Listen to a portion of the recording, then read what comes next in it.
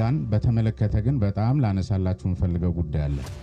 ወይዘሮ አዚም መስፍን ጋዜጠኛ እስክንድር ነጋና አቶ ጌታቸው ረዳ ከነዚህ ከሶስቱንም አግኝተ ኢንተርቪው አድርጋቸዋል እና በአንተ እይታ በትክክል ያቋምና የመርሰው ነው የምትለው የትኛው ነው? አዜብን ካነሳት አቀር ዝም ብሎ ኢንጆይ የሚያረጋችሁ ነገር ልንገራችሁ። ያንተን አለቃ ጨምሮ የነበሩት ሟች ጠቅላይ ሚኒስትር ከፍተኛ የሆነ የሥራ ዲሲፕሊን እንደነበራቸው አውቃለሁ፣ አንብቤያለሁ። እንደዚህ ከፍተኛ የሥራ ዲሲፕሊን ሊያዳብሩ የቻሉበት ምክንያት ምንድነው? ማለት ስማ አለኝ። እሱ እኮ የምንድነው የህወሓት የሆነ የፖለቲካ ዘርፍ ኃላፊ ነው። እኔ አዴፓ ምክትል ሊቀመንበር ነኝ። ሃይራርኪያችን አይፈቅድም። ከሱ ቢጤ ጋር አከራክረው አለኝ መልሶ። እሺ ብሏል ስለው እና እውነቱን እኮ ነው አለኝ። ስለዚህ በቃኔ አሁን የህወሓት ምክትል ሊቀመንበር ሆኜ ልክልሃለሁ አለና ኢሚዲየትሊ ከፈትል ወርቅ ላይ የ15 ቀን የምክትል ሊቀመንበርነት ውክልና ወስዶ ላከልኝ። ልጆች እንዴት ነው ያሳደግከው? ማለት አሁን አንተ እናቀሃለን። ለጃዋር መጀመሪያ ደወልኩና በፊንፊኔና በአዲስ አበባ ጉዳይ ከእስክንድር ጋር እንድትከራከሩ ፈልጋለሁ ነው ፕሮግራም ላይ ስለው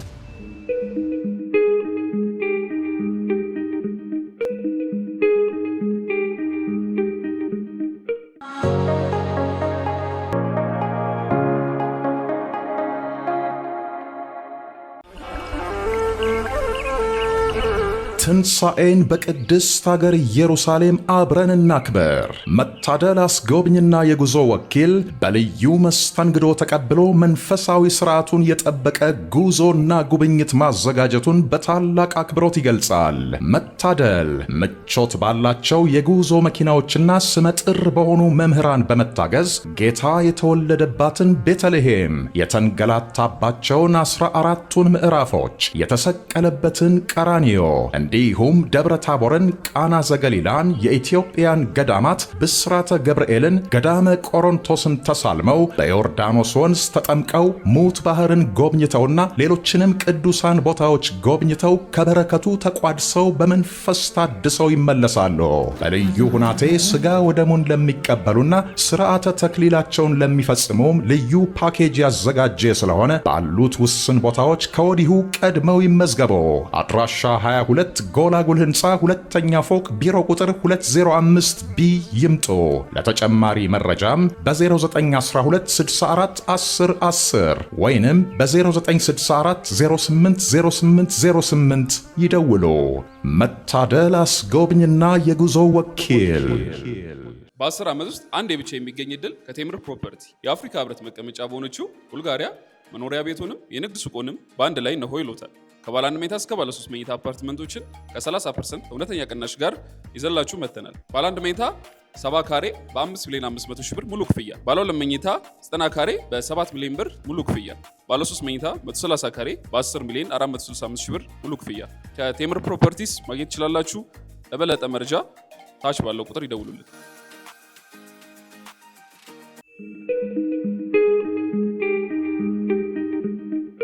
ዛሬ ተዘጋጀው ምናቀው በሞጋችነቱ ሁልጊዜ ሰዎችን እየጠየቀ ኢንተርቪው ያደረገ ምናቀው በተለያዩ ሚዲያዎች ላይ ሲሰራ የነበረ ጋዜጠኛ ስሜነ ባይፈርስ ነው። እሱን ዌልካም በሉልን፣ በአንድ ጊዜ ተቀበሉልን። እኔ እናንተን ላሰለጥን የምችልበት የተለየ አቅም አለኝ ብዬ አላስብም። ስለዚህ በተወሰነ መልኩ እንደው ያለፍኩባቸውን ነገሮች ምናልባት ከጠቀማችሁ መምህራን ስለሆናችሁ ደግሞ መምህራን የሰዎችን ልምድ ከራሳቸው ጋር አሶሼት አድርገው በተለየ ሁኔታ ሊጠቀሙበት የሚችሉበት አቅሙም ፍላጎቱም እድሉም ስላላቸው የተወሰኑ ነገሮችን እንደው አንስቼላችሁ ከዚያ በኋላ ደግሞ ምናልባት ያው ቀደም ሲል ባልደረባችሁ ወይም የሥራ ኃላፊው እንደነገሯችሁ ከነበረኝ ኤክስፒሪያንስ አኳያ በተለይ ሚዲያ ስትከታተሉ ምናልባት አግኝተነው ብንጠይቀው ኖሮ ብላችሁ የምታስቡት ነገር ይኖራል ብዬ አስባለሁ። ወይም ደግሞ እንዲሁ ላይላዩን አልፏችሁ ሳይመለስላችሁ የቀሩ ጥያቄዎች ሊኖሩ ይችላሉ። በአጠቃላይ ደግሞ ምናልባት ከናንተ ሩቅ የሆኑ ሰዎችን አግኝቻቸው ስለማቅ የተለየ ብንጠይቀው ደስ ይለናል ብላችሁ ያሰባችሁትን ነገር እንድትጠይቁኝና በተለይ በጥያቄና መልስ የተወሰኑ ነገሮች ተነጋግረን ምናልባት የስልጠና ፕሮግራም ካላችሁ ከዚያ በኋላ የምታከናውኑት ይሆናል። ከዚህ ከመርህ ጋር በተያያዘ ያለኝ ልምድ ነው። እንግዲህ መርህ መገለጫዎቹ ብዙ ናቸው። የመጀመሪያውን ስናይ የአቋም ሰው መሆን ነው። የተናገሩትን ሆኖ መገኘት ነው። አለመዋዠቅ ነው። ስለዚህ በተለይ ብዙ ችግሮች ሲገጥሙን የነበሩት ምናልባት እናንተም ስትመለከቱ እንደነበረው እዚህ ሀገርም ላይ መሰረታዊ ችግር ሆኖ የባለስልጣናቱ የአመራሩ ችግር ሆኖ ለኛም የሚተርፍ ችግር እስከሚወልዱ ድረስ የሚዘልቁት ከመርህ ጋር በተያያዘ ያሉ ችግሮች ናቸው። በኢህአዴግ ጊዜ የነበሩ የፍትህ ስርዓት መጓደሎች፣ ምዝበራዎች፣ የኢህአዴግን ገዳይነት የመሳሰሉትን በተለያየ መልኩ ሲናገሩ የነበሩ ጋዜጠኞች ወይም ስንናገር የነበርን ጋዜጠኞች ዛሬም መግደል፣ መዝረፍ፣ የተለያዩ ኢፍትሃዊ ጉዳዮች ካሉ እነሱኑ መታገልና መጋፈጥን የሚጠይቅ ነው መርህ ማለት። ነገር ግን ብዙ ጊዜ እንደምታስተውሉት ብዙዎች በኢህአዴግ ጊዜ ጥፋት የነበረውን አሁን በብልጽግና ዘመን ደግሞ እንደ ጥሩ ነገር የሚወስዱበት ሁኔታ ይሄ ትክክል ያልሆነና ምናልባት እኔ በልምዴ በጣም በተገቢው መንገድ የተመለሰልኝ ምናልባት ተመልክታችሁት ከሆነ ከወይዘሮ ዋዜማ መስፍን ጋር በነበረኝ ቃለ ምልልስ በኢህአዴግ ጊዜ ሰዎች ይወነጀሉና ፍርድ ቤት ከመቅረባቸው በፊት ዶክመንተሪ ይሰራ ነበረ። ስለዚህ ከዚያ ከለውጡ በኋላ እነ ክንፈ ዳኘው ላይ ይመስለኛል የሆነ ዶክመንተሪ ተሰርቶ ለምንድን ነው እንደዚህ የምታደርጉት የሚል ጥያቄ አንስታለኝ። እናንተም እንዴት አደርጉ ነበር ከሰዎች ፍርድ ቤት ከመቅረባቸው በፊት ስላት ከዝንጀሮ ቆንጆ የሚል መልስ ሰጣይ ነበር። ታስታውሱ እንደሆነ በእኛ ላይ የጠላችሁትን ነገር ተዉት የሚል አይነት ነው። ስለዚህ ሰው ለአንተ ሲሆን ትክክል ለሌላው ሲሆን ትክክል የማይሆንበት ምክንያት አይኖርምና የአቋም ሰው በአቋማችሁ ጸንታችሁ መገኘት ሁልጊዜ ስኬታማ ያደርጋል። እንደ ወቅቱ ሁኔታና እንደ አጋጣሚው መገለባበጥ ደግሞ ለጊዜው ይጠቅም ይሆናል እንጂ በኋላ ላይ የሚያዋርድና የሚያሳቅቅ ሰቆቃውም ሰቀቀኑም ለቤተሰብ ድረስ የሚተርፍ ሊሆን እንደሚችል በብዙ መልኩ አይቻለሁ። መርህ አልባ ሲኮን በጣም በተለያየ መልኩ የሚገርሙ አጋጣሚዎችም የሚገጥሙበትን እድል ነው የሚኖረውና አስመሳይነትን የሚፈጥረው አንዱ ከዚህ ከመርህ ጋር የተያዘው ችግር ነው። ስታስመስሉ ደግሞ የምትናገሩትን ሆናችሁ ያለ መገኘት እድል ነው የሚገጥማችሁ። ሌላው ከመርህ ጋር የተያዘው ነገርና በህይወቴ ውስጥ ስኬት አምጥቶልኛል ብዬ የማስበው ራሴን ካልተገባ ውድድር አርቃለሁ። እናንተም ተመሳሳይ መንገድ ብትከተሉ መርጣለሁ። ምክንያቱም አዋጭ ስለሆነ ራሴን ከራሴ ጋር ነው ማወዳድረው። በተቻለኝ መጠን ያለኝን ውስጤ የሚችለውን ፖቴንሻል አውጥቼ ነው ለመጠቀም የምሞክረው። ስለዚህ ብዙ ሰዎችም ደግሞ ራሳቸውን ካልተገባ ሰው ጋር ሲያወዳድሩ ሲወድቁም ተመልክቻለሁ። ለምሳሌ እዚህም ላይ ባጭሩ ወደ ሚዲያው ስንመጣ ሰማለው ያው በተለያየ መልኩ አሁን እኔ የተለየ እድል ተሰጥቶኝ አይደለም ወይም በተለየ አሁን ብዙዎች ሰዎች አብይ ነው የላከው እንዲህ ሊያደርግ ነው እንዲህ ሊያስደርግ ነው እንዲህ የሚያወራው እንጂ እንዴት ሲን ሰውዬ እንዲጠይቃል የሚል የተለየ ፈቃድ የሰጠኝ የለም።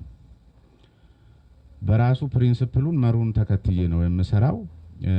ነገር ግን ልክ እንደኔ ፕሮግራም ምናልባት ነፃ ሐሳብን ብዙዎቻችሁ ታቁታላችሁ ያስባለሁ ዜናም መስራት ይቻላል። ምክንያቱም እዚህ ሀገር ላይ ብዙ ሰዎች ችግር ውስጥ ናቸው። እዚህ ከተማ ላይ ሁሉም መምህራኑ ችግር ላይ ነው፣ የመንግስት ሰራተኛው ችግር ላይ ነው፣ ነጋዴው ችግር ላይ ነው። ችግር የሌለበት ቦታ የለም። ማአት ችግር አለ። የኢትዮጵያውያን ደግሞ ደስ የሚለው መልሱ እንኳን ባይሰጣቸው ችግራቸው ሲነገርላቸው ደስ ይላቸዋል። ስለዚህ ልክ በነፃ ሐሳብ ልክ ዜና መስራት ይቻላል። በነፃ ሐሳብ ልክ መዝናኛ መስራት ይቻላል። ራሳችሁን ካልተገባ ውድድር መቆጠብ በጣም አስፈላጊ ነው። ምክንያቱም በተለያዩ መልኩ አስተውላለሁ የትኛውም የሙያ ዘርፍ ላይ የተሻልኩ ሆነ እስከተገኘ ድረስ የመጀመሪያውን እንቅፋትም የሚገጥም ከራስ ባልደረባ ወይም ከራስ የሥራ ዘርፍ በአንድ አይነት ዲሲፕሊን ውስጥ የሚገኙ ሰዎች ናቸው እርስ በርስ ሲጠቃቁ የሚመለከተው። ስለዚህ ያልተገባ ውድድር በመጥፎ መልኩም የሚመጣበት ሁኔታ አለ። ፖዚቲቭሊ ግን በሰዎች ራስን ማሸነፍ የሚቻልበትን እድል እየፈጠሩ መሄድ ደግሞ ተገቢ ነውና ነገር ግን በማይመለከታችሁ ቦታ ላይ ተገኝታችሁ ያልተገባ ውድድር ራሳችሁን መክተት በሽታ ነው ለማለት ያህል ነው። ሌላው እንግዲህ ያው በተለይ እንደኔ እንደ ጋዜጠኛ ለመምህራኑ ይሰራል ብዬ የማስበው ሌላው የኔ ልምድ ሁልጊዜም ለመማር ፈቃደኛ ሆኖ መገኘት ነው። ጋዜጠኛ ተውኖና መምህርት ሆኖ ሁልጊዜ ለማወቅ ዝግጁ እስካልሆናችሁ ድረስ ለመጠየቅ ዝግጁ እስካልሆናችሁ ድረስ አንድ መርጌታ ብርሃነ ሕይወት የሚባሉ ነበሩ። መጠየቅ ያደርጋል ሊቅ ተኮብሮ ያረጋል ደንቆሮ ይሉን ነበር በፊት ውዳሴ ማርያም ስንማርና ሁልጊዜ ማንበብ፣ ሁልጊዜ ዝግጁ መሆን፣ ሁልጊዜ ያመናችሁበትን የኢትዮጵያ ፖለቲካው እንደምትመለከቱት ያው ከድሮ ጀምሮ በስም ይለያያሉ። እንደዚህ ነኝ ሶሻል ዲሞክራሲ ነኝ ምናምን ይላሉ እንጂ ሁሉም እንግዲህ እኔ ምናልባት ትልልቆቹ ልትነግሩኝ ትችላላችሁ ግራ ዘመም ነው። በቃ አጠቃላይ ስማቸው ይለያያል እንጂ ፕሪንሲፕላቸው አንድ ነውና አንድ ጊዜ ኢህአዴግ ወደ መጨረሻው ሊወድቅ አካባቢ ኢህአዴግነትን እንደ ነውር ነበር ብዙ ሰዎች የሚመለከቱትና በተለይ ከተማ ልጆች ሲኮን እኔ ግን በጣም ያን ጊዜም ደረቴን ነፍቼ ኢህአዴግ ነኝ ብዬ ነው የምነሳውና ኢህአዴግ የሚሰጣቸውን ስልጠናዎች የሚያዘጋጃቸው መድረኮችን ሂስ ግለ ሂሱን ወዘተርፈ በጣም በንቃት ነበር የምሳተፈው። በተለይ እኔ ለጀመርኩት የዚህ የሙግት ፕሮግራም መሰረት የሆነኝም ይሄ ነው ብዬ አስባለሁ። ብዙ ጓደኞቼ ዝም ብሎ ለእንጀራቸው ያህል ከስራ ላለመባረር ወይ ላለመቀነስ ወይም ደግሞ ዝም ብሎ ለማስመሰልና ይሄ ምንድነው ለማጎብደር ሲሉ ብቻ በአንዳንድ መድረኮች ላይ ተገኝተው በንቃት ሳይከታተሉ ሳያነቡ ወደ ቤታቸው ይመለሱ ነበር። ነገር ግን እኔ በተገኘውበት መድረክ ላይ ሁሉ አምኝበት እስከገባው ድረስ ለመማር ዝግጁ ሆኜ በመግባቴ ብዙ ዕውቀት አግኝቼበታለሁ። የኮሙኒኬሽንም ጥበብም አግኝቼበታለሁ ያስባለሁ። ምክንያቱም አሁን ያሉት አመራሮችን በተመሳሳይ ከዚያው ጋር ተያይዘው የመጡና የግራ ዘመም አስተሳሰብ ያላቸው ስለሆኑ ብዙ ምንድነው በሐሳብ አልሸነፍም የመታገልን ጥበብ ያገኘሁት በሄድኩበት ቦታ ላይ ሁሉ ምንም ነገር አይጠቅምም ብዬ አላስብም። ሁሉም ነገር ይጠቅማል። በቃ መጠየቅ መቻል፣ ማንበብ መቻል፣ ቀን በቀን እለት በእለት ለማወቅ ዝግጁ ሆኖ መገኘት የተሻለው በተለይ ደግሞ ያው መምህራን ሲኮን ይሄንን ለእናንተ መንገር ብዙም እንትን ስለማይል እና በመሰረታዊነት ሊጠቀስ የሚገባው በመከራ ውስጥም ጽኑ ሆኖ መገኘት ነው። የቅርብ ጊዜ ምናልባት እናንተ የምታስታውሱት ብዙ ይሄ በዚህ በሰሜኑ ጦርነት በጣም አሁን ብዙ ወንድሞቻችን በተለያየ መልኩ ተሰደዋል፣ ታስረዋል፣ እንዲነህ ተብሎ ብዙ ነገር ገጥሟቸዋልና እኔ በመከራ ውስጥ ጽኑ ነበርኩኝ። በአቋሜ ጸና ነበር። በአቋሜ በመጽናቴና ለመርህ ተገዢ በመሆኔ ብዙ ተሳድጃለሁኝ። መጽሐፌን ለመጻፍም የቻልኩት ባጋጠመኝ መከራና ጽናት ነው። ማለት እውነታውን በመመስከሬ ብዙ ሰዎች ሲያሳድዱኝ ነበር። ያሳደዱኝ ሰዎች ግን ዛሬ እኔ ያን ለመሰከርኩላቸው ሰዎች ዛሬ ሲያጨበጭቡ የምታዩቸው ሰዎች ናቸውና ሁልጊዜ በመከራ ውስጥ ጸንቶ መገኘት ተገቢና ውጤታማ የሚያደርግ ነው ብዬ ነው ማስበው። ሌላው ራስን ማዳመጥ ነው። ራሴን በጣም አዳምጣለሁ። ስራ ከመጀመሪያ በፊት ትንሽ ለተነሳሽነት የሚሆን ሙዚቃ እሰማለሁ። እኔ ሁሌ ከማንበቤ በፊት ለስለስ ያለ ሙዚቃ እሰማለሁ። ከዚያ ደግሞ አስፈላጊ ሲሆን ለማንበብ ብዬ ብቻ ከፌስቡክም ከዩቲዩብም ከመሳሰሉት ርቄ ብታምኑም ባታምኑም ለአንድ 2 ወር ቢበዛ 2 ወር ቢያንስ 15 ቀን ወጣ ብዬ በተለይ ገጠር ገብቼ ቁጭ ብዬ ራሴን አዳምጬ አንብቤ መለሳለሁ። ይሄ ደግሞ በጣም ሪፍሬሽ ለማድረግና ሐሳባችሁን ኦርጋናይዝ ለማድረግ በጣም ያግዛችኋል ብዬ አስባለሁ። በተለይ እናንተ ለሰን ፕላን ከመስራታችሁ በፊት ነገ ስለምታስተምሩት ዝግጅት ስታደርጉ በተቻለ መጠን አእምሮአችሁን ሰብሰብ አድርጋችሁ በጥሞና የራሳችሁ ጊዜ ያስፈልጋችኋል ብዬ አስባለሁ።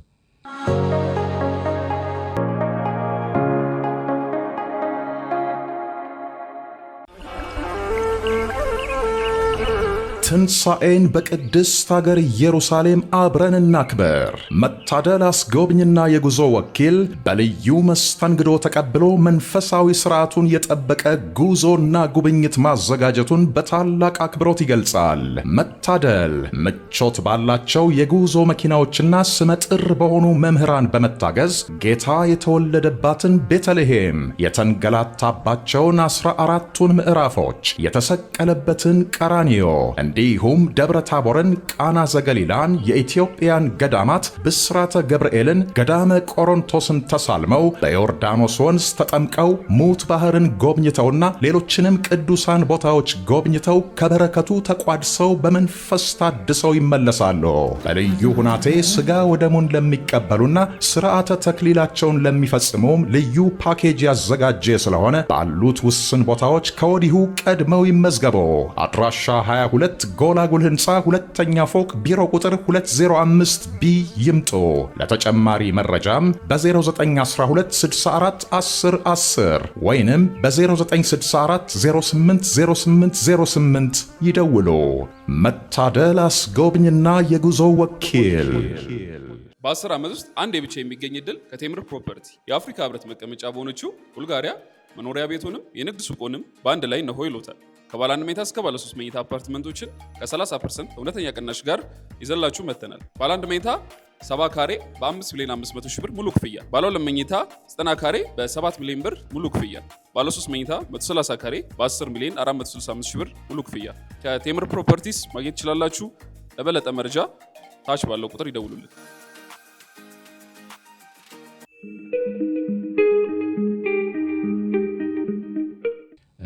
ለራስ ጊዜ መስጠት በጣም በህይወት ላይ ውጤታማ የሚያደርግ መሆኑን በተለያየ መልኩ ነው ያረጋገጥኩት። ከኔ ልምድ እንደምሳሌ መሰጣችሁ። ለምሳሌ ይሄ ምንድነው የአሜሪካን አይደል ሾው ይባላል። በሰው አቅም ሊሰራ የማይችል ነገሮችን ወይም አይሆንም ብለን ወይም አይቻልም ብለን ልናስባቸው የምንችላቸው ነገሮች ሲያደርጉት ሲሰሩት መለከታለሁ እዛ ላይ እና ትልቅ ተነሳሽነትን ነው የሚሰጠኝ። አልፎ መለከታለሁና እንደዚህ አይነት ነገሮች እንደዚህ አይነት ሙቪዎችን ከችግር ውስጥ ሰዎች በተለያየ መልኩ ሲወጡ አንኮንሺየስሊ ሳናስበው በራሳችን ውስጥ የምናዳብረው በጣም ምርጥ ክህሎቶች አሉ። እንዳንደነግጥ የሚረዱን ምንም ነገር ሲገጥመን እንዴት አድርገን መሻገር እንደምንችል ሊያስተምሩን የሚችሉና በውስጣችን ራሳችንን ጸጥ ብለን ካዳመጥን የተለየ ተነሳሽነትን የሚፈጥሩልን ነገሮች እንዳሉ ነው የምገነዘበው። ከዚያ ውጪ በመጨረሻ ምናልባት የኔ አሁን ላለውበት ደረጃ ትንሽ አግዞኛል ብዬ ማስበው ትንሽ ብቻ ሳይሆን በቃ መሰረታዊም ነው ተብሎ ሊወሰድ የሚገባው በቃ በሆኑ ጉዳዮች ላይ እዚህና እዚህ ሳትዋለሉ ውሳኔ የሚያስፈልጋቸው ጉዳይ ላይ ውሳኔ ሰጥቶ ማለፍን መለማመድ አለባችሁ። ምክንያቱም የውሳኔ ሰው እስካልሆናችሁ ድረስ የትም አትደርሱም። ሁላችንም እርግጠኛ ነኝ አሁን ወደ ኋላ መለስ ብላችሁ እናንተ ራሳችሁን ብትፈትሹ እስከዛሬ በነበራችሁ ሂደትና በነበራችሁ ገጠመኝ ወስናችሁ ያለፋችሁት ድምር ውጤት ናችሁ ብዬ ነው የማስበው። ውድቀታችሁም ይሁን ከፍታችሁም ይሁን ዝቅታችሁ በሆነ ጉዳይ ላይ የወሰናችሁት ውሳኔ ስህተትም ይሁን ትክክል የውሳኔያችሁ ድምር ውጤት ናችሁ። ስለዚህ ወስኖ መሄድ የፈለገ ይሁን ይጣልህም ያንሳህም ካለመወሰን ይሻላል። ስለዚህ ለውሳኔ ብዙዎቻችንም እንቸገራለን አይደል? አሁን በተለይ ሰዎች በየመስሪያ ቤቱ በየቢሮ ስንሄድ ውክልና በተሰጣቸው ሰዎች የመወሰን አቅም አንዳንዶቹም ስልጣኑ ተሰጥቷቸው በመወሰን አቅምና የመወሰን አቅም በማጣታቸው ምክንያት ራሳቸውን ብቻ ሳይሆን በርካታ ዜጎችን ለችግር ሲዳርጉ እንመለከታለንና በተቻለ መጠን በተለይ እንደ መምህር በተለይ እንደ ትምህርት ተቋም ሰራተኛ በጉዳዮች ላይ ልጆችም እናንተን ተከትለው ስለሚሄዱ የእናንተን አሪያ የመምህሮቻቸውን አሪያ አድርገው የመከተል አዝማሚያቸው በጣም ሰፊ ስለሆነ በጉዳዮች ላይ ቶሎ ውሳኔ መስጠትን በጣም ክህሎቱ ሊኖራችሁ ይገባል ብዬ አስባለሁ። በተወሰነ መልኩ እንደዚህ ነው ያለፍኩት። ዛሬ የት ጋ ነው ስሜ ነው ቢባል ሌላው አንድ ቀደም ሲል ያልጠቀስኩላችሁ የዚህ የታይሚንግ ጉዳይ ነው። ጊዜውን ማወቅ ተገቢ ነው። በምንም ጉዳይ ላይ እንዳትቀድሙ እንዳትዘገዩ። በጊዜው መደረግ ያለበትን ነገር ማድረግ አለባችሁ። እኔ በፊት ትንሽ ታዋቂ እንደሆንኩኝ የሆነ ዝናዬን መሸከም እንዲያቅተኝ የሚያደርጉ አስተያየቶች ነበሩ። አንዳንድ ጊዜ በጣም ክፉ በሽታ ነው ይሄ። እውቅናን የሚሸከም ትከሻ ካጣችሁ ወድቃችሁ ነው የምትቀሩት። አንዳንድ ሰዎች አይታችሁ ከሆነ የሆነ ነገር ላይ ብልጭ ሲሉ በግሌ ያላረገውም ወደሚል ሳንቲም ለቀማ ይገቡና ይወድቃሉ። ይሄ ማለት ጊዜውን መቅደም ማለት ነው። ያለ ጊዜው አንድን ነገር ማድረግ የለባችሁም። እኔን በርካታ ሰዎች ቤተሰቦቼን ጨምሮ የዛሬ 3 ዓመት 4 ዓመት ምናልባት የእናንተንም የስራ ኃላፊዎችና ቴዲም እና ቃል ኪዳንም የዛሬ 3 ዓመት 4 ዓመት እናግዝህ ለምንድን ነው በግል ማትከፍተው ሚዲያ ወዘተርፈ የሚል ብዙ ጥያቄዎች ይመጡልኝ ነበር። ነገር ግን ጊዜው አልነበረም። ቀድሜው ቢሆን ጊዜውን በጣም እቀደም ነበር። የነበረው ሁኔታ የኢኮኖሚ ብቻ አይደለም፣ ሲቹዌሽኑ የመንግስት ምቹ ሁኔታው ይፈቅዳል ወይ? ገና አንድ ፕሮግራም ሳትሰራ ትቀጫለህ። ከዘገየህም እንደዛው ያመልጣል። ዛሬ ደግሞ እኔ የዛሬ 4 ወር ምናምን ነው የከፈትኩት። ከዛሬ 4 ወር አልፌ ዛሬ ላይ ልጀምረው ብል ደግሞ አይሆንም ነበር። መጀመር የነበረበት ሰዓት ላይ ሲጀምረው ግን በቁሳቁስም በሰው ኃይልም በብዙ መልኩ የተደላደለና ምቹ የሆነ ሚዲያ ነው ያቋቋምኩት። በነገራችን ላይ ከማንም ከትልልቆቹም የማይተናነስ ሚዲያ ነው ያቋቋምኩት። ይሄንን ሳቋቁም ጊዜን ጠብቄ ነው። ስለዚህ ታይሚንግ በጣም ቀድሞ አለመገኘትም አለመዘግየትም የአንድ የጋዜጠኛም ይሁን የመምህር የትኛውም ሰው እንዲሳካለት የሚፈልግ ሰው ጊዜን በጣም መሰረት አድርጎ መንቀሳቀስ መቻል አለበት። ኢቭን በቀጠሯችንም ጭምር መዘግየትም ተገቢ አይደለም፣ ቶሎ መገኘትም ተገቢ አይደለም። በሰዓቱ ወቅቱን ጊዜውን ጠብቆ ማድረግ በጣም ጥሩ ነው ብዬ አስባለሁና በዚህ የተነሳ በተለያየ መልኩ እኔ አሁን ዝም ብሎ በቃ የሰው ሀብት እንዳለኝ ይገባኛል። እናንተን ጨምሮ የሚያዳምጡኝ ሰዎች አሉ። ሁሉንም ነገር ጊዜውን ጠብቆ ስላደረኩት የመርህ ሰው ስለሆንኩኝ በማንም ሰው ችግር ላይ ስለማላላግጥ ወይም ደግሞ በማንም ሰው ኪሳራ ላይ የማንንም ትርፍ ደግሞ ለመሸመት ስለማልተጋ፣ ስለዚህ ሁሉም ነገር በልኩ ሲሆን የተሻለ ነገር ማግኘት የሚቻልበት እድል እንዳለ ነው። ስለዚህ በመሰረታዊነት የዚህ የታይሚንግ ጉዳይ ሁልጊዜ ለመማር ዝግጁ መሆን የተሻለ እድል ይሰጣል። ከዚያ ባሻገር አለማስመሰል፣ አደረባ ያለመሆን። እኔ ዛሬ ቀና ብዬ መሄድ የምችለው ብዙዎች ጓደኞቻችን አሉ ቀና ብሎ መሄድ ያቃታቸው የሚሳቀቁ ሰቀቀናቸው ደግሞ ለቤተሰባቸው ጭምር የተረፈ የገዛ ጓደኞች ያሉ። ምክንያቱም ለአንድ ቀን ሲሉ ነፃነታቸውን አሳልፈው በመስጠታቸው ለተወሰነ ለሚያልፍ ቀን ተብሎ ነፃነትን አሳልፎ መስጠት እጅግርን ነው የሚያስረው።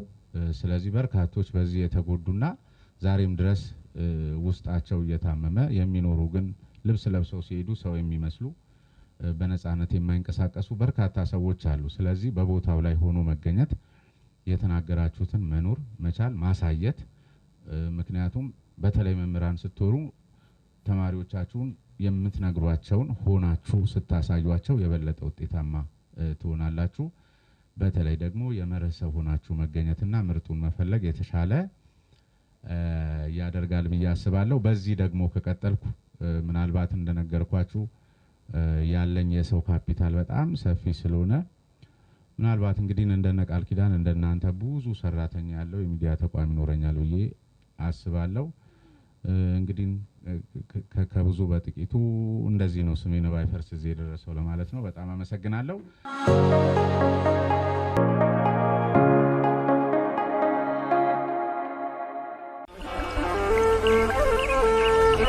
ትንሣኤን በቅድስት ሀገር ኢየሩሳሌም አብረን እናክበር። መታደል አስጎብኝና የጉዞ ወኪል በልዩ መስተንግዶ ተቀብሎ መንፈሳዊ ሥርዓቱን የጠበቀ ጉዞና ጉብኝት ማዘጋጀቱን በታላቅ አክብሮት ይገልጻል። መታደል ምቾት ባላቸው የጉዞ መኪናዎችና ስመጥር በሆኑ መምህራን በመታገዝ ጌታ የተወለደባትን ቤተልሔም፣ የተንገላታባቸውን 14ቱን ምዕራፎች፣ የተሰቀለበትን ቀራንዮ እንዲህ እንዲሁም ደብረ ታቦርን፣ ቃና ዘገሊላን፣ የኢትዮጵያን ገዳማት ብስራተ ገብርኤልን፣ ገዳመ ቆሮንቶስን ተሳልመው በዮርዳኖስ ወንዝ ተጠምቀው ሙት ባህርን ጎብኝተውና ሌሎችንም ቅዱሳን ቦታዎች ጎብኝተው ከበረከቱ ተቋድሰው በመንፈስ ታድሰው ይመለሳሉ። በልዩ ሁናቴ ሥጋ ወደሙን ለሚቀበሉና ሥርዓተ ተክሊላቸውን ለሚፈጽሙም ልዩ ፓኬጅ ያዘጋጀ ስለሆነ ባሉት ውስን ቦታዎች ከወዲሁ ቀድመው ይመዝገቡ።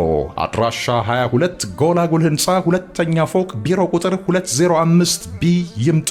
ለተጨማሪ መረጃም በ0912 64 10 10 ወይንም በ0964 08 0808 ይደውሉ። መታደል አስጎብኝና የጉዞ ወኪል።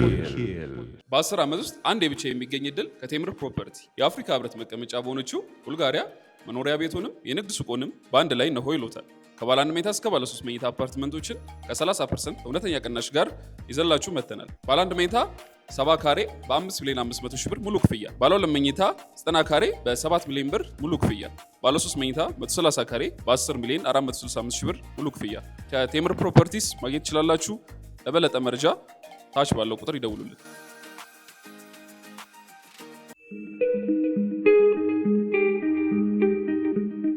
እናመሰግናለን ልምድን ሼር ስላደረከን። ጥያቄ ነው የኔ ከመርህ ጋር በተያያዘ 3 ሰዎች ላነሳልህ ነው። ወይዘሮ አዚም መስፍን፣ ጋዜጠኛ እስክንድር ነጋና አቶ ጌታቸው ረዳ። ከነዚህ ከሶስቱንም አግኝተ ኢንተርቪው አድርጋቸዋል እና በአንተ እይታ በትክክል ያቋምና የመርህ ሰው ነው የምትለው የትኛው ነው? ምን የተለየ ነገር ሳይተባቸዋል? የመርህ ሰው ነው ያልከውን ሰው ላይ ምን የተለየ ነገር አይተበታል የሚል ጥያቄ ስላለኝ እሱን እንድትመልስልኝ ነው። ያንተን አለቃ ጨምሮ የነበሩት ሟች ጠቅላይ ሚኒስትር ከፍተኛ የሆነ የስራ ዲሲፕሊን እንደነበራቸው አውቃለሁ፣ አንብቤያለሁ። እንደዚህ ከፍተኛ የስራ ዲሲፕሊን ሊያዳብሩ የቻሉበት ምክንያት ምንድን ነው? ማለት በጣም ጎበዝ ሰራተኞች እንደነበሩ አውቃለሁ፣ ኢንፎርሜሽኑም ነበረኝ እና ያ የዲሲፕሊን ደረጃ በጣም ይገርመኛል እና እስኪ ከምታውቀው ልምድ እንድታካፍለን እንጠይቃለሁ። ወይዘሮ አዜብን፣ እስክንድር ነጋና ጌታቸው ረዳን በተመለከተ ከመርህ ጋር የተያዘ የትኛውን አየህ የሚለው ነገር የሆነ ጊዜ እንትኑ ተባባሰና በጣም ቅርብ ነበርኩኝ ለዚህ በማን ነው ይሄ በዛ ኢህአዴግ ጽህፈት ቤት በጣም ቅርብ ስለነበርኩ በጣም ለሁኔታዎቹም ለዚህ ለሚፈላለጉት ነገሮችም ቅርብ ነበርኩኝና ትዝ ይል እንደሆነ ጌታቸውን ስጠይቀው በጣም የተካረረ ነገርና እንደ ፖለቲከኛ ብቻ ሳይሆን ይሄ ክልሉ ላይ አማራ ክልል ላይ በጣም ተገቢ ያልሆነ እንትን ነው የሚወረውረውና የምን እንትን ነው እንዲህ አይነት ነገር ተው ሌላ ጠብ ያመጣል እንደ ህዝብ እንዳትጫረሱ በጣም እኔ ምናልባት ይሄ ጉራ አይደለም በጣም ስጋቴን ጦርነቱን እንዲቀድሜ ማስተትም ችዬ ነበር እና እንደሱ አይነት ነገር ስጠይቀው ጌታቸው ያው አሽሙረኛም ነው ብዬ ጠይቄዋለሁ። በአሽሙር ውስጥ መልሱን ይሰጣል እንጂ ግን ተገቢ የሆነ የመርህ መልስ ነበር ሲሰጥ የነበረው። ምክንያቱም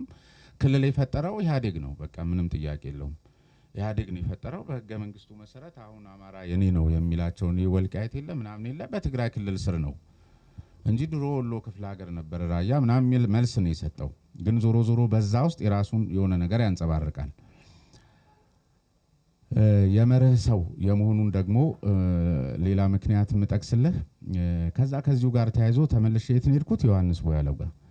ዮሐንስ ቦያለው ቂም መያዝ የሰው ባህሪ ነው በሚል ጭምር ገልጾ ደግሞ የበለጠ ጥላቻውን ያንጸባረቀው። እንደውም የአማራን ህዝብ ጥላቻ አላስተማርነውም በሚል ደረጃ ነው የገለጸልኝ። ምናልባት መጽሐፉም ላይ ያለ ፕሮግራሙን ያልተከታተላችሁ ዛሬም ዩቲዩብ ላይ ስለሚገኝ እና እሱም ደግሞ የባሰ ጥላቻውን ነው የገለጸውና ይሄ ሊሆን እንደሚችል በቃ የሆነ ነገር ገባኝ። ከዚያ በኋላ ኮሜንቶችን ምናምን ስመለከት የሚደውሉልኝን ሰዎች የሆነ ነገር ገባኝና አንዳንድ ሰዎች ደግሞ በተለይ የነጻ ሀሳብ ተመልካቾች ውጭ ሀገር ይበዛሉና እንደው የሆነ ነገር ብታረግ የሚል ነገር ሲነግሩኝ ቀደም ሲል የነገርኳችሁ ትንሽ ሙዚቃ ሰማለሁ አላልኳችሁም?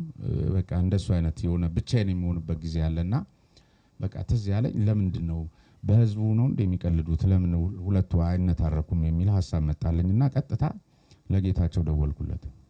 እንደዚህ ያስቤ ነበር ለምን ከዮሐንስ ጋር ተከራከሩም በዚህ ጉዳይ ላይ በመሰጡት አስተያየት ላይ የሚል ጥያቄ ያቀረብኩለት ተገኝቶ ነው አለኝ።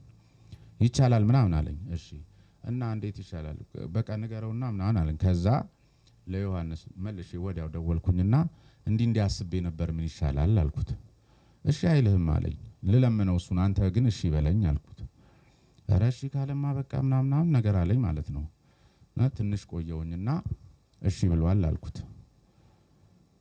ለማ ለዮሐንስ። ከዛ እሺ ብሏል ስለው ስማ አለኝ እሱ እኮ የምንድነው የህወሓት የሆነ የፖለቲካ ዘርፍ ኃላፊ ነው። እኔ አዴፓ ምክትል ሊቀመንበር ነኝ። ሃይራርኪያችን አይፈቅድም። ከሱ ቢጤ ጋር አከራክረው አለኝ መልሶ። እሺ ብሏል ስለው ከዛ ለጌታቸው ምን አለ ሲለኝ ደውዬ ነው እንግዲህ እኔ ሁሉ መከራ መበላው ሊጣሉ እኮ 2 ቀን ምናምን ነው የቀረው። ምን አለ አለኝ አይ ሃይራርኪያችን አይፈቅድም አንተ እሱ ያንተን የህወሓት ፖለቲካ ኃላፊ ነው እኔ ምክትል ሊቀመንበር ነኝ ብሏል እና እውነቱን እኮ ነው አለኝ። ስለዚህ በቃ እኔ አሁን የህወሓት ምክትል ሊቀመንበር ሆኜ ልክልሃለሁ አለና ኢሚዲየትሊ ከፈትለ ወርቅ ላይ የ15 ቀን የምክትል ሊቀመንበርነት ውክልና ወስዶ ላከልኝ። ከዛ ስልክለት ዮሐንስ ሌባ በለው ነው ያለኝ። ጌታቸው ግን በመርህ ስለሚቆም ይኖራል ማለት በዚህ ደረጃ ህዝብን መጫወቻ የሚያደርጉ ሰዎች ናቸውና አንዱ መገለጫው የጌታቸው ይሄ ነው። ከአዜብ ጋር የተያዘ ያየሁት ነገር ከመርህ በላይ ጥልቅ የሆነ እንትኗን አይቻለሁ። ዕውቀቷን ማለት እንደምታዩት አይደለም ወይም ደግሞ ሰዎች እንደሚሏት አይደለም። ሰዎች አሁን ዝም ብሎ እሷ እንደውም ምንድነው የመለሰችልኝ የመለስ ሚስት በመሆኔ ልሆን የሚገባኝን አጥቻለሁ ወይም ደግሞ መሆን የሚገባኝን ቦታ አላገኘሁትም ብላ የምታስብ እንጂ የመለስ ሚስት በመሆኗ ነው እኛ የመለስ ሚስት በመሆኗ ነው እንጂ አይገባትም ነው አይደል ምንለው። የመለስ ሚስት በመሆኔ የሚገባኝን ቦታ አጥቻለሁ የሚል በራስ የመተማመን ስሜት ጭምር ያዳበረች ነች እና በጣም ዕውቀት አላት። ጎበዝ ነች፣ ትችላለች። ከዚያ አንድ የሚገርም አዜብን ካነሳት አይቀር ዝም ብሎ ኢንጆይ የሚያረጋችሁ ነገር ልንገራችሁ። አንድ ጊዜ ግንቦት ሃያ በደረሰ ቁጥር ሁሉ ጊዜ የበዓል ፕሮግራም ስሩ እየተባለ ፋና ሆነን እገሌን ኢንተርቪው ላርግና እንዲ እቅድ ይዘጋጅና እንረባረባለን እና አንዱ ወይዘሮ አዜብን አረጋታለሁ ኢንተርቪው ብሎ እቅድ ያስገባል። ከዚያ ምን ልትጠይቃት አሰብክ እንዴ? አይ እንደሱ ሳይሆን ይሄንማ ሁሌ በትግል በየአመቱ ይነግሩናል። ወጥ መስራት እንደምትችል ትጠይቃታለህ ወይ? መለስ ምን አይነት ወጥ እንደሚበላ ትጠይቃታለህ ወይ ምናምን ሲባል ከዛ ሲላክላት ይሄን አልመለስም ተባለ እና አሁን ቅርብ ጊዜ ቤት ሄደን ገርሞኝ ማለት ነው እንደዚህ ሻሻ ስራ ምርጥ ጥብስ ምናምን ይሄ ቆስጣ ምናምን የሚባል ራሷው ሰርታ አብልታኝ የሆነ ያፈላችሁ ቡና ምናምን በቃ ሴት ነች። እሺ ቤት ውስጥ እንደዚህ እንደምታዩት አይደለችም። ከዚያ የምታወራው ስልክ እሳት የላሰች ጊዜ የሌላት በጣም ትጉህ በጣም ጎበስ ኢንተርናሽናል ዕውቀት ያላት ነች። ግን በቃ እንደሱ አይደለም ሰው የሚረዳት በነገራችን ላይ እንደሱ መሆኗን እኔ አውቃለሁ፣ በቅርብ አውቃታለሁ በነገራችን ላይ እና ብዙ ሰዎች እንደሱ አትመስላችሁም፣ እርግጠኛ ነኝ እንደሱ ነች። እንደው ለሷ ኢንፎርሜሽን ለመስጠትና በጣም የምታነብ ዓለም አቀፍ ፖለቲካን መተንተን የምትችል ኦልሞስት አሁን ኢትዮጵያ ውስጥ እየሆኑ ያሉትን ነገሮች ልክ 2010 አይደለ ዶክተር አብይ የመጣው 2011 ላይ አውርታኛለች። ስቲል እየሆነ ያለውን ነገር ምን እንደሚሆን ጭምር በተለያየ መልኩ ፖለቲካዊ ትንታኔ ሰጣይ ማለት ነው፣ በግል ደረጃ ማለት ነው። ስለዚህ እስክንድር ነጋን በተመለከተ ግን በጣም ላነሳላችሁ እንፈልገው ጉዳይ አለ። ከዛ ፊንፊኔ ምናምን የሚለው አንድ ሰሞን በጣም የጦዘበት ጊዜ ትዝ ይላችሁ እንደሆነ አዲስ አበባና ፊንፊኔ ልክ እንደነ ዮሐንስና ጌታቸው አሰብኩና ለምን እንስ አልሞክርም ብዬ ለጃዋር መጀመሪያ ደወልኩና በፊንፊኔና በአዲስ አበባ ጉዳይ ከእስክንድር ጋር እንድትከራከሩ ፈልጋለሁ እኔ ፕሮግራም ላይ ስለው ተገኝቶ ነው አለኝ። እንደውም አንጣ ስልኩን እኔ ልጠይቀው ማን ጃዋር እስክንድርን ስጠይቀው እምቢ ነው ያለኝ። እሺ እንድታቁት በነገራችን ላይ አንድ በጣም የእስክንድር ወዳጅ ወይም በእስክንድር አድናቆት ተመስጦ የሚወሰው ይሄን ስነግረው በጣም እስሬን ያለቀሰው ትልቅ ሰው ነው። ከዚህ በላይ ያለው እናንተ ሄዱበት። ሌላው ጋሼ ላነሱልኝ ጥያቄ የነ የአለቆች የስራ ዲሲፕሊንና ምግባርን በተመለከተ በነገራችን ላይ ሂደቱ በራሱ ለዚህ ያበቃቸው ይመስላል። በጣም ብዙ ጣውረድን አልፈው መምጣታቸው ያን ሁሉ እንግዲህ በዚያ በበረሃ ውስጥ የነበረ ትግል የነበረውን ሁኔታ ያስታውሱት እንደሆነ አንዱ እሱ ነው። ሁለተኛው በጣም ያነባሉ፣ በጣም ያሉ አንድ ምናልባት ከጠቀማችሁ ከበረከት ጋር በተያያዘ አንድ ልነግራችሁ የምፈልገው ነገር በረከት በተለይ እኚህ ታጋዮቹ ናቸው። ወይም ቀደም ሲል በልምዴ እንደነገርኳችሁ የራሳችሁ ሰው ነው፣ ምቀኛም ከመጣ ከቅርብ ነው፣ የራሴ የስራ የዲሲፕሊን ሰው ነው፣ ልቀኸው ስትገኝ የሚቃወምህ ወይም እንቅፋት የሚሆን የሚል ነገር አንስችላችሁ ነበር እና ልክ እንደሱ ፖለቲከኞቹ ናቸው የበረከትን ስም በተለየ መልኩ እንዲሳል ያደረኩት እንጂ በተለይ በረከት ለዚህ ለኪነ ጥበብ ሰዎች ከዚህ ከፖለቲካ ጋር ተያያዥነት ለሌላቸው ሰዎች በጣም ቅርብ ነው። ቤት ውስጥ ያለው ምናምን ዲሲፕሊኑ በጣም የተለየ ነው እና በጣም ያነባል። ማንበባቸውም ለዚህ እንዳበቃቸው በጣም ነው የሚያነቡት። በነገራችን ላይ በጣም ስልክ የሆነ በጣም እጅግ በጣም በቃ የሚቀራቸው ነገር የለም። ብዙ ሰዎችን ብዙ ባለስልጣናትን ስታቀርብ ሰምቻለሁ እና ያው ህይወት እንዳለው ሰው ቤተሰብ እንዳለው ሰው አልፈራህም ወይ? ፊድባኩ አልፈራህም ወይ? እና እንዴት ሳለፍከው? አንደኛ ጥያቄ ነው። ሁለተኛ መጽሐፍ አላነበብኩም፣ እንደምትመጣ ባቅ አንብቤ ብጠብቅ ደስ ይለኛል ነበረ። በቀጣይ እንድትመጣ አንብበን ብዙ ጥያቄ ይኖረናል እንድንጠይቅህ ነው። ሌላው ደግሞ ልጆች እንዴት ነው ያሳደግከው? ማለት አሁን አንተ እናውቃለን፣ የልጆች አስተዳደግ ትንሽ ነገር ብትለን ደስ ይለኛል። አመሰግናለሁ። በጣም አሪፍ ጥያቄ ነው። በነገራችን ላይ የሚጠቅምም ነው የሚያስተምርም ነው። አልፈራህም ወይ የሚለው በጣም መጠየቅም የነበረብኝ ነው። የብዙ ሰዎች ጥያቄ ስለሆነ አልፈራሁም፣ ፈርቼም አላውቅም። እነሱም አያስቸግሩም እኮ በነገራችን ላይ ውሸት ነው የምትሰሙት ሁሉ። ቀደም ሲል ያልኳችሁ ጉዳይ ነው ማንሳት ነበረብኝ። ይሄ ነፃነትን በምንም መልኩ ለትንሽ ፍርፋሪ ሲባል አሳልፎ አለመስጠት። ነፃነትን አሳልፎ መስጠት በነገራችን ላይ ቤተሰብንም ጭምር ነው የሚጎዳው። በሰጡ ልክ ነው የምታወራው፣ በሰጡ ልክ ነው የምትጠይቀው። ምናልባትም ከአንተ ጥቅም ጋር ጭምር የሚጻረር ዜና ሁሉ ልትሰራ ይሆናል። ቤተሰቦችን የሚጎዳ ዜና የምትሰራው እኮ የሆነ በበላኸው ልክ የማውራት ግዴታ ሲኖርብ ነው። ቴንክ ዩ